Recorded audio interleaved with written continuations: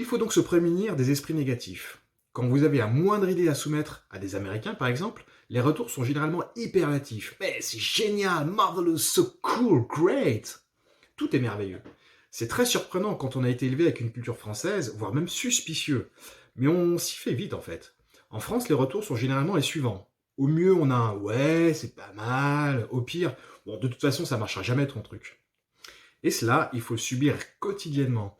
Ce sont comme des petites piqûres régulières qui sapent petit à petit votre morale et risquent d'orienter votre esprit vers son penchant négatif. Pour y remédier, vous pouvez migrer vers un pays à l'esprit ouvert et positif comme les États-Unis d'Amérique. Alors peut-être pas toute l'Amérique évidemment, mais la Californie est un bon exemple de région hyper positive qui vous maintiendra à des niveaux insoupçonnés de great, marvelous, beautiful. Oh, let's do it! Mais vous pouvez aussi le faire ici, dans la vieille Europe, en vous entourant de personnes à l'esprit positif, comme par exemple dans la plupart des pépinières ou incubateurs d'entreprises innovantes. Si vous êtes entrepreneur, bon moi je prends des exemples que je connais, hein. Parce que les entrepreneurs ont généralement l'esprit positif, en tout cas suffisamment pour se lancer à corps perdu dans la création d'entreprises, ce qui n'est pas une sinécure.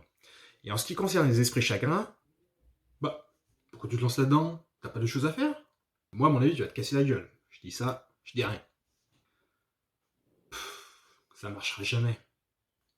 Vous pouvez les écouter en gardant à l'esprit que ces remarques peuvent être intéressantes pour faire évoluer votre idée.